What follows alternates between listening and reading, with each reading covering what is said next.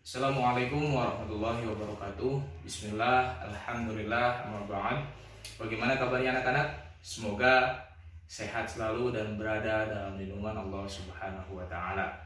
Banyak yang mengingatkan selama di rumah jaga kesehatan, jangan terlalu banyak keluar rumah, ikuti anjuran pemerintah biar kita cepat berkumpul di pondok tercinta. Untuk selanjutnya, sebelum memulai pembelajaran, alangkah lebih baiknya kita berdoa terlebih dahulu untuk mendapatkan ridho dan ilmu yang bermanfaat. Berdoa mulai.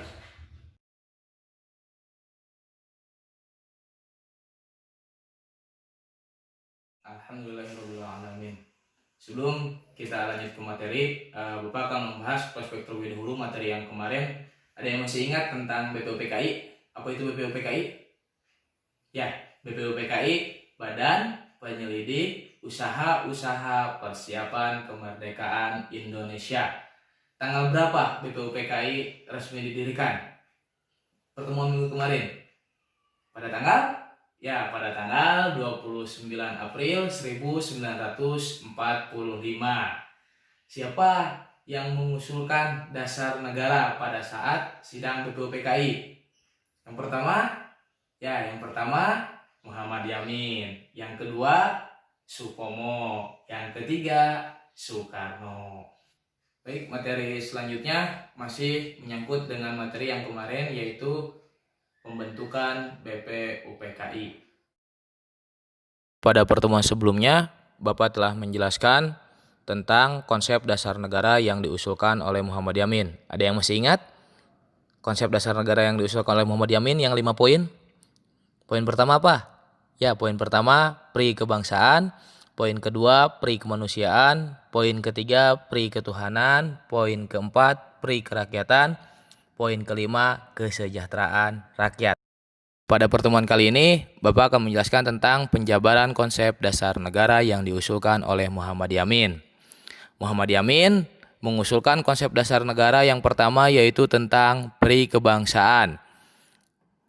Harapannya bahwa bangsa Indonesia tidak dapat diikat dengan dasar atau bentuk negara terdahulu, karena bangsa Indonesia harus dibentuk atas dasar kebangsaan dan ketuhanan yang akan membuat bangsa memiliki peradaban luhur.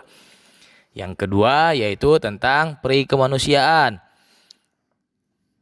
Negara Indonesia harus melindungi segenap bangsa atas hak-hak yang dimilikinya. Yang poin ketiga yaitu tentang pri ketuhanan. Bangsa Indonesia berketuhanan yang Maha Esa dengan menjadikan agama sebagai pedoman hidupnya. Poin keempat yaitu tentang pri kerakyatan. Bangsa Indonesia harus mencapai mufakat dalam memutuskan segala urusan yang menyangkut masyarakat luas. Penjabarannya di sini, demi tercapainya suatu mufakat, maka disarankan setiap daerah harus memiliki wakil untuk menyampaikan saran dan usulnya kepada pemerintah. Begitupun dengan negara. Negara harus mengeluarkan kebijaksanaan sesuai dengan kenyataan atau pikiran masyarakat Indonesia yang telah berkembang. Poin yang kelima tentang kesejahteraan rakyat. Negara atau Indonesia harus mempunyai tujuan akhir. Tujuan akhirnya itu apa? Yaitu untuk mensejahterakan rakyat Indonesia. Diharapkan negara tidak memberikan ruang lingkup yang sempit terhadap kebebasan masyarakat untuk mencapai kesejahteraannya.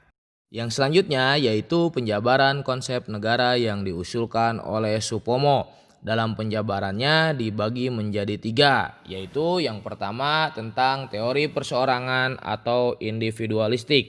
Di sini negara adalah masyarakat hukum yang disusun atas kontrak seluruh individu dalam masyarakat.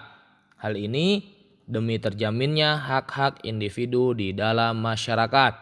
Yang kedua yaitu teori kolektivitas atau teori golongan.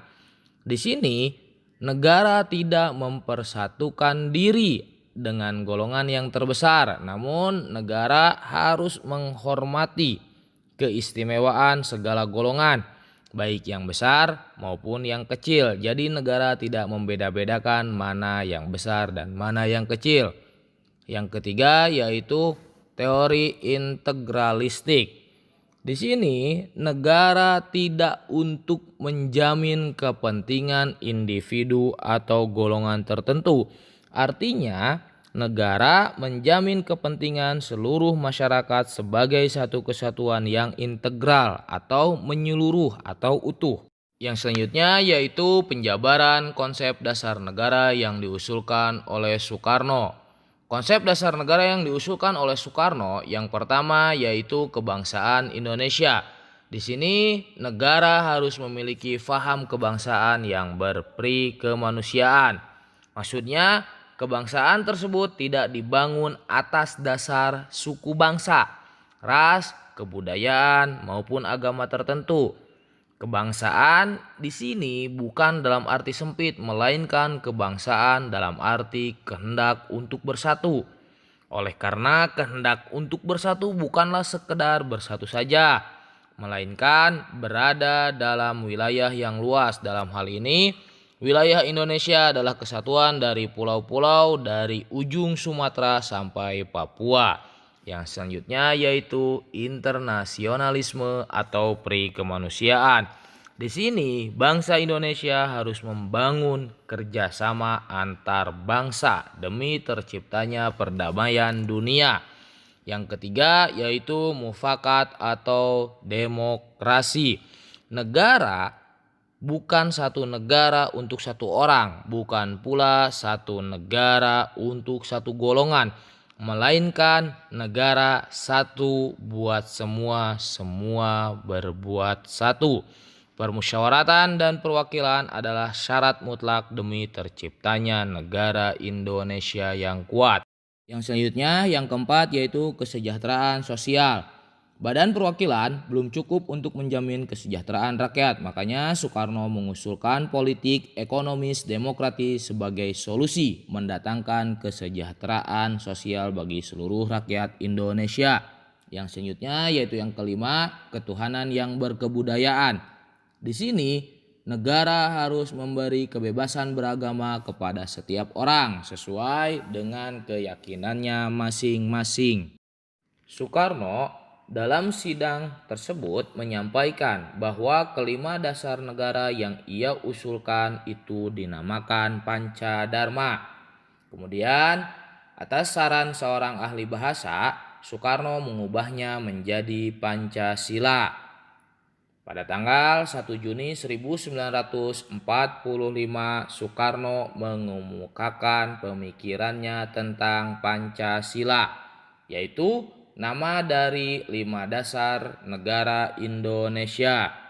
Berdasarkan pada peristiwa tersebut, maka tanggal 1 Juni ditetapkan sebagai hari lahir Pancasila. Rumusan dasar negara yaitu Pancasila yang dikemukakan Soekarno menginspirasi para pendiri bangsa dalam sidang-sidang berikutnya tentang dasar negara. Ringkasan dari Pancasila disebut Trisila, yaitu yang pertama sosio-nasionalisme atau gabungan kebangsaan dan peri kemanusiaan. Artinya bangsa yang hidup bersama dalam kekeluargaan bangsa-bangsa. Yang kedua yaitu sosio-demokrasi, gabungan demokrasi dan kesejahteraan. Artinya faham demokrasi persamaan seluruh rakyatnya dalam bidang politik, sosial, ekonomi, kebudayaan, dan agama. Selanjutnya yang ketiga yaitu ketuhanan. Di sini dimaksudkan untuk menjiwai dasar sosio-nasionalisme dan sosio-demokrasi. Menurut Soekarno, Trisila tersebut jika diperas lagi menjadi Ekasila, yaitu gotong royong. Prinsip Ekasila adalah mendirikan negara gotong royong, artinya satu untuk semua, semua untuk satu, dan semua untuk semua. Cukup sekian materi yang dapat Bapak sampaikan. Semoga ada manfaatnya. Jangan lupa selama di rumah tetap belajar, dan nanti ada tugas yang akan dikirim. Tugasnya sesuai dengan materi yang telah Bapak sampaikan. Mari kita tutup dengan doa kafaratul majlis. Subhanakallahumma wa bihamdika asyhadu an la ilaha illa anta astaghfiruka wa atubu ilaik. Wallahu a'lam bishawab. Ihdinas shiratal mustaqim. Wallahu muwaffiq ila aqwamit thoriq. Assalamualaikum warahmatullahi wabarakatuh.